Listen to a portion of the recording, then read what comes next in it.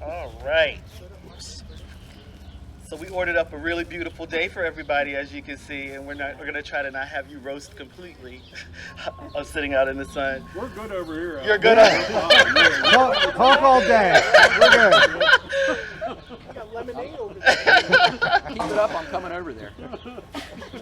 Great. Well, good afternoon on behalf of the board, advisory board, staff, and clients of Springboard Community Services. I'd like to welcome you all and thank you for joining us for this community celebration. I'm F.T. Burden. I'm the Chief Executive Officer for Springboard.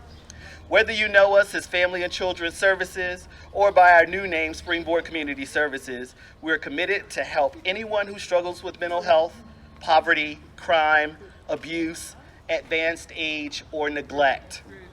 That's been true since 1849 when we first opened our doors and in Baltimore, and in 1975 when we began providing services in Carroll County. Since then, our mission has expanded both geographically and philosophically to meet the changing needs of our community. Over the past several years, we've become nationally accredited and licensed as an outpatient mental health organization. Springboard offers a continuum of care for all who need it. It includes trauma, crisis, and victim services for adults, seniors, and child victims of crime, domestic violence, and abuse and neglect, voluntary and court-ordered intervention programs for offenders, mental health counseling and psychiatric services, and senior housing and medical adult daycare services. And the demand for our services continues to grow. Upon solidifying our service offerings, we began to see an increase in the demand for our services, requiring us to increase our staff and our programs. We quickly outgrew our current facilities and needed to determine a new way in place to expand our programmatic capacity, increase our services, and operate more cost-effective and efficient overall. As the saying goes, necessity is the mother of invention. And based upon our need, Springboard Community Services Family Support Center, a Harry and Jeanette Weinberg building, was born. In typical SCS fashion, we sought to build on an already firm foundation, which was and remains West End Place. After numerous internal and external planning discussions, early commitments of moral and financial support, and the identification of an amazing development partner in Episcopal Housing Corporation, we resolved to purchase West End Place from the City of Westminster and move forward with our $5.3 million capital campaign. The campaign was successfully completed and the purchase was finalized on December 15, 2020. While COVID-19 postponed our ceremonial shovels in the ground, the pre-construction preparation soon followed and formal construction began on February 1st.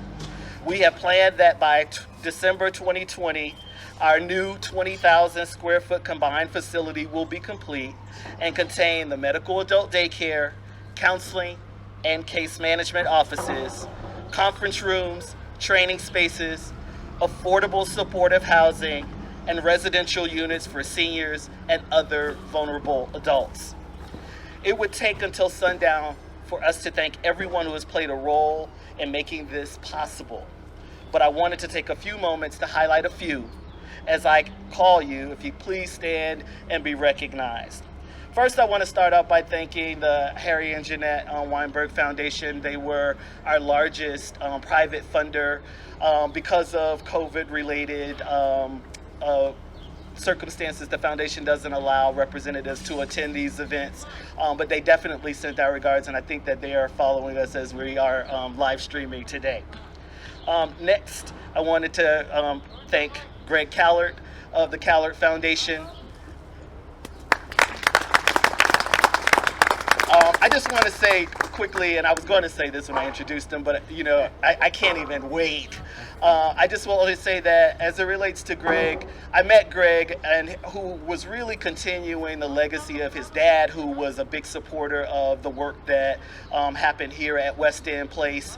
And he was one of the first people I met when I joined the organization about 5 or 6 years ago, and has been an unwavering supporter of the organization. And when we first talked to him about this project, he was absolutely on board and the first person in. And not only was he the first person in with his commitment of financial support, but he actually started cutting checks. And that cutting checks made it possible to get through the very costly pre-development, which is the hardest to do and the hardest to get, because it's those dollars that are most at risk. So I really appreciate the fact that he put his faith in us and our ability to be able to pull this off. And had we not had his support, we really wouldn't have been able to pull the project together and have the strong numbers to get the bids and build the project out. And so really without you, I don't know how we would have gotten this off the ground. So thank you very, very, very much. I'd like to recognize Cindy Stone and the Maryland Department of Housing and Community Development. Maryland Department of Housing and Community Development probably has the most skin in the game in this project, with nearly $3 million or so between CDBG funding and emergency and transitional housing dollars. Again, the team at the state has just been remarkable in assisting us through the applications and identifying the funding and filling gaps, because as you can imagine, with COVID and changes in cost to construction materials and so forth, there was a lot of value engineering that had to happen, and we really appreciate their flexibility and ability to help us move this project forward. I also want to recognize, and some of them are still coming, our state delegation, Senator Justin Reddy, Delegate Susan Krebs, and Delegate Shoemaker. They are our state representatives, and they came out early into the project and met with us. They also were advocates for us with the state, helping to lobby to get those dollars and really speak to how important a project like this is to the Carroll County community. So we're very thankful for them. Then I'd like to recognize Commissioners Ed Rothstein and Steve Wantz, and all of the members of the Carroll County Board of Commissioners. Oh, and Commissioner Frazier. Sorry, I didn't see you. Because he's in the shade. He's in the shade. First of all, the county commissioners have been nothing but stalwart supporters of our operations year after year, recognizing the importance of the value of the work that we do here. For those of you who don't know, we are the sole domestic violence provider in the county, as well as the only medical adult daycare provider in the county that operates on a sliding scale for affordability purposes and so forth. And without that ongoing support from the commissioners on an operating basis, it would have been very challenging to continue our work. Not only did they continue with the operating support, but they were supportive of our application that was provided through, they sponsored the application to CDBG, and without hesitation, we were able to get in the queue and actually get a place where all of the resources that we needed to be able to make a full ask, and so I'm very appreciative of them. I also want to recognize Director of Citizen Services for Carroll County, Celine Steckel, and Debbie Staniford. These are our teammates here in town. They help us work through all of the kinks, learn all of the, the nuances of the applications, make sure that all things are aligned. Celine has stepped in and has been, a great supporter of the work we do and helping us to even identify new resources.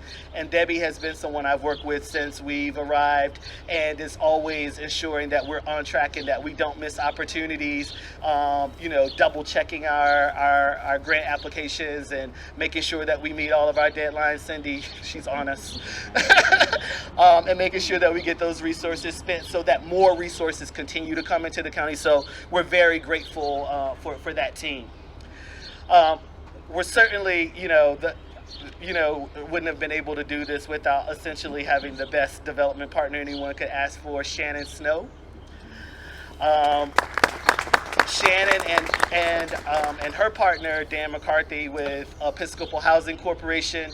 I used to be a developer, for those of you who don't know, before I came to SCS. So I knew full well that, taking on a project like this on top of my day job would have been not possible. And we were really fortunate to have Episcopal Housing and someone with Shannon's experience to help us move through this process and pull this project together. It really would not have been possible without her. Also a part of our development team are Brandon Schultz and David Gavin. Oh, there we go. These are architects for the project. They're with Quinn Evans. They did a beautiful job designing the project and redesigning it to something we could afford without losing the style and class that they're known for and the quality that is going to ensure that this is a project that serves this community for many years to come. I've done numerous projects with, I think I've done almost all my projects with you. We got a thing going on. And, he knows what I like and I know how he works, and they've done a great job, and we're really appreciative for them. Putting this building together, John Deal. Is he here? John is with Southway Builders. Southway is just the best in the business. They're on top of, making sure that, we stay in line with our cost and are always trying to help us figure out the best ways to keep the project in line. Outside of the development partners, really, none of this would have been possible if our board of directors would not have authorized this crazy idea of this guy who just walked through the door saying, well, we're going to do a new $5.3 million project. So I'd like to recognize a few of our board members that are here. I see Larry Pickett has joined us, our treasurer, and Chuck Beckerek, our board secretary. They hired me and they continue to support me and instill they have instilled confidence in the organization and the work that we're doing, and really appreciate what they've done. In addition to that, we have a local support from Carroll County Advisory Board. And so I'd like our Carroll County Advisory Board members to stand. I saw Ed Coyne, Brian Mull, and Joe Thompson. This is a part of our local group that really keeps us connected locally. We let us know what's going on. They advise us on, various things that are going on. They helped us in garnering community support for the project and working through the various community meetings, and really wouldn't have been able to do it without them. Then there were countless other folks that advised. I want to recognize Sheriff DeWeese, who was our chief safety officer. He made sure that we knew all of the things that we needed to know in terms of building one of the safest facilities possible. They are our partners in a number of things, but particularly in the work that we do with intimate partner violence. He has been one of my good buddies since day one. My brother here in Carroll, my brother from another mother, and I really appreciate your support. I appreciate you being here today. I want to also recognize State Attorney Brian DeLeonardo, also a big partner. He and Ed work together, and again, in terms of the work that we do with domestic violence, and really we're one of the few organizations that do offender services as well. A lot of domestic violence providers really focus primarily on the victims. We believe that we need to attack it from both ends and give people new ways to work out their differences and resolve issues and so forth. And so those folks are directed to us often to be able to do that. And then we worked really with the city of Westminster, the mayor and common council. We want to thank them, and I see Councilman Tony Chivarici. Did I get that right? Close. I won't tell you how they told me to pronounce it. But I really appreciate the support of all of the local officials in doing that. So I want to thank you all. We're so incredibly humbled and grateful for your unwavering support of so many, and we're excited to celebrate this accomplishment, particularly in May, which is Mental Health Awareness Month.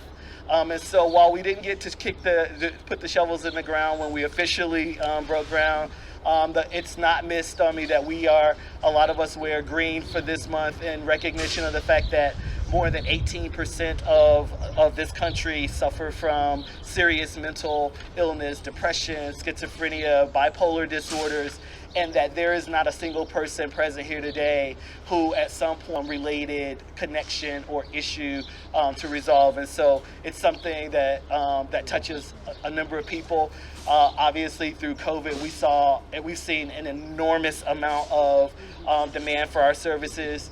And so we recognize that this is Mental Health Awareness Month and are happy to be able to celebrate this. The last thing I want to say is that we're also excited that we're here all without masks because things are continuing to get better in terms of dealing with the virus. Of all of our programs, we really moved along well through 2020. We closed our doors to the public in a lot of parts physically on March 15th with the rest of the state. But through that, we really never stopped providing services. So our case management teams provided more than 25,000 services to 558 clients here in Carroll. Our behavioral health team provided 8,200 services to 453 clients here in Carroll. Our DV hotline provided crisis services to more than 600 callers, and our DV Safe House sheltered more than 35 women and their children all through COVID. Unfortunately, one of the only programs that we operate that we weren't able to continue providing services because of the state's mandate was to our medical adult daycare facility. However, staff continue throughout to provide support for both the residents that live in our affordable housing on the second floor of this building, as well as continuing to support the individuals who are enrolled in medical adult daycare and their families. We are extremely excited to have our staff fully returning next week on the 24th, and all of our seniors returning to this facility with all of the safety precautions in place on June 1st. So we're excited to resume services as usual as we continue, as our building continues to be built here. So I'm going to stop there, and I am going to invite Commissioner Rothstein up to give a few remarks on behalf of the commission. And again, I want to thank everybody for being here.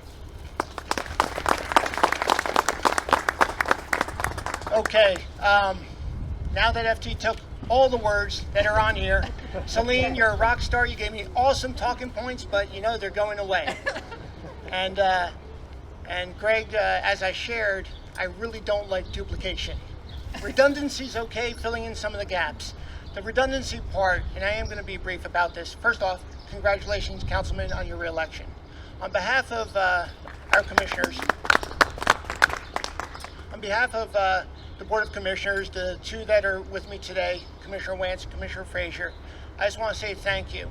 And to sum up what FT really, to me, shared, it's about partnership. It's about partnership of our neighbors and our friends, our community, our businesses, and our government all working together to making things happen.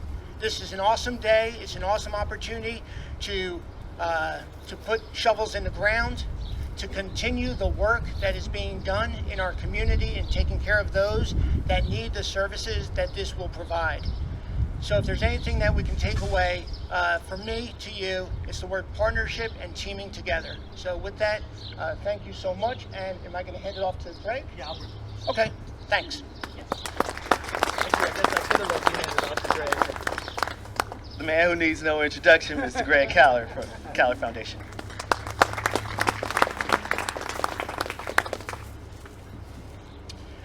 Thank you, and good afternoon, everybody. For me, in the last 14, 15 months, this is only the second time I've had a suit on.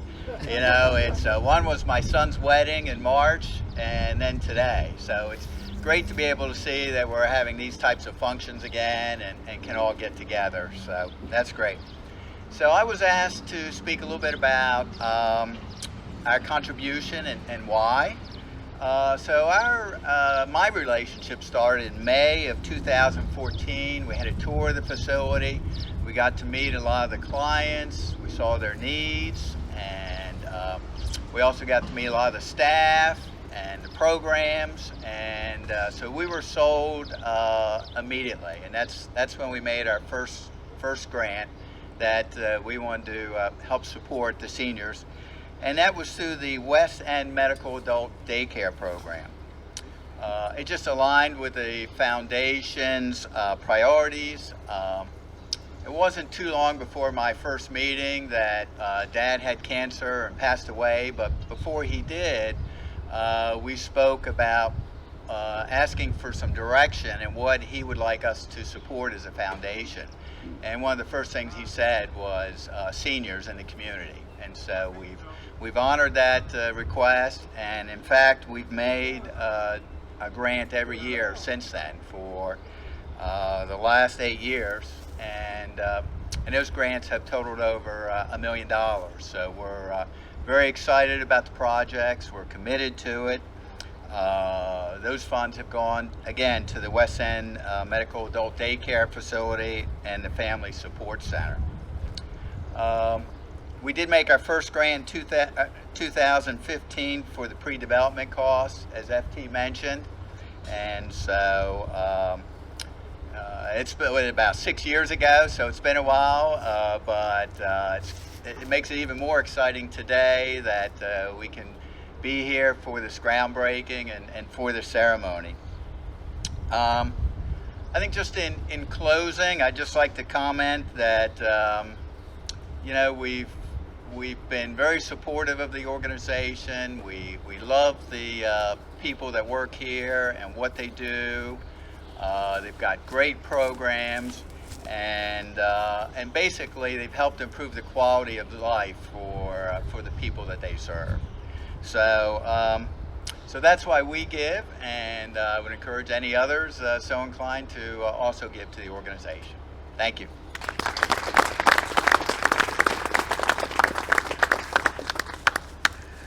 Next, I want to invite up a woman who is one of Carroll County's biggest power brokers. I remember when we first started talking about this project, and I was really becoming acquainted with who all of the local officials were, and we had conceptually come up with the project. We invited the delegation here, Delegate Krebs and Haven and Senator Reddy, and they immediately showed up to hear about the project. And we talked to them about, you know, the fact that we'd be going in for support from the state, and that we would really appreciate their, you know, their support. And, you know, really without hesitation, they jumped right on board and were supportive of our applications and all of the things that we were doing to try and bring resources to Carroll County and to the work that we do. So it's, you know, without that leadership on the state side, really helping to reiterate how important that state support was for this project, I don't know if we would have been as successful as we were. So I want to invite up Delegate Susan Krebs to come up and share a few words with us and share with her our appreciation for her and the delegation support of all of the work that they've done on our behalf.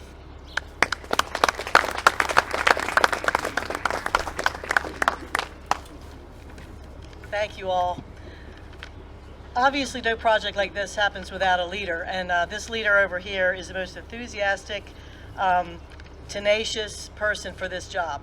I mean, when I first came here, his vision was incredible, and we've served a great purpose for a long time, but I realized there were so many more needs in the community. And this gentleman had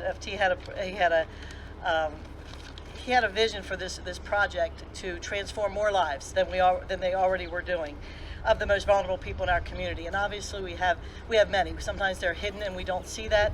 But this last year even shows more and more how many people need these types of services, from the mental health counseling to health insurance to providing services for the elderly. They go from cradle to grave, helping people every day. And I really want to thank Greg Callard and the Callard Foundation. They're always there when we need them to sort of fill in that gap. So we were able to get around $3 million worth of funding through different very aggressive grant writing and informing everyone what you're going to do here with the project. And I think it was a very, very easy project to support. This organization has always been very innovative and very agile provider of services. They pivot when they need to pivot. They know when changes need to be made. So I just want to thank you, one person at a time, one family at a time. You guys are really there to provide the services we need here in this community. And sometimes we forget in Carroll County we like to take care of our own problems, but we have the same issues as they do everywhere else. So thank everyone that is here. I'm sorry I missed the rest of it. I've been to this place a couple of times, and for some reason when I read my email, it said 7 Schoolhouse Road, and there is one in Westminster. It's in the middle of nowhere in Finksburg, somewhere in Finksburg. And I'll tell you what, I saw parts of my district I didn't even know existed. 7 Schoolhouse Road. So try that someday. And it said new building. I said, well, maybe they're doing it at a new place and not doing it where. That was very stupid. I'm a little distracted. So the other thing we had a little problem with is the mail, the U.S. mail. Unfortunately, I had a death in my family last week, and we were a little late getting your citation put together, and they mailed it 6 days ago, and it's still somewhere out there. So, but I do have a copy of what we wrote for you, and we will be getting you the real thing when it gets to us in the U.S. mail. So on behalf of my delegation, and again, thank you, and everyone that works here, and everyone that supported this organization, it is really a pleasure to be here on behalf of my delegation. So your citation will read when we get it in the mail. I'm from the District 5 legislators, so from Senator Reedy, Delegate Rose, Delegate Shoemaker, myself, to Springboard Community Family Support Center, serving families, children, and elders with social services focused on prevention, intervention, counseling, and advocacy. Congratulations on your new Westminster location and for continuing to serve Carroll County. So, thank you. That's about their air hug.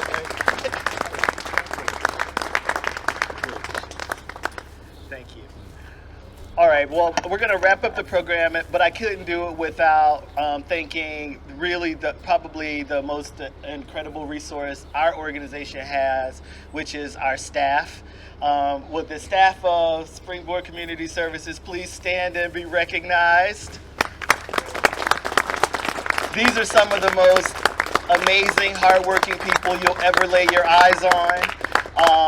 When we decided we were doing our groundbreaking here, it looked nothing like this. It really looked a lot rougher. We normally have a garden club that comes in and maintains, but they've been given a vacation because construction was going on. And then we got here and, it was a little overgrown and, beds needed to be raked out. And so we tried to identify some contractors to come and help us out, and as you can imagine, they said, yeah, we can get to you in about 2 months because everybody's booked up. And in typical SCS fashion, everybody really jumped right in, rolled up their sleeves, and did what needed to be done. A really special thanks to Luis in the back and all of the team here at West End Place. They're the consummate hosts. This is one of the facilities where when we do things, it's large enough to host all of our 100 employees and so forth. And they are always the most amazing hosts in terms of making sure that everybody feels comfortable and meals and things are laid out and so forth. And so I really want to thank this team. I want to thank my assistant, Chris Merrican, who's come back and helped me keep things coordinated, and Dorothy Fuchs with Purple Dot, who does our PR, and it really helps us to get the visibility that we need so that people know about the great work that we're doing. So I really want to appreciate everybody being here today. I think that Dorothy's going to give you instructions for now I'll be trading out my straw for a hard hat. Okay, ready? And then on the count of 3, we'll start. 1, 2,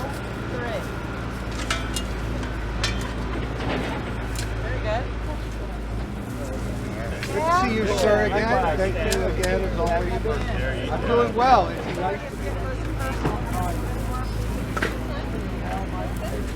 Those wings! Everybody look this way.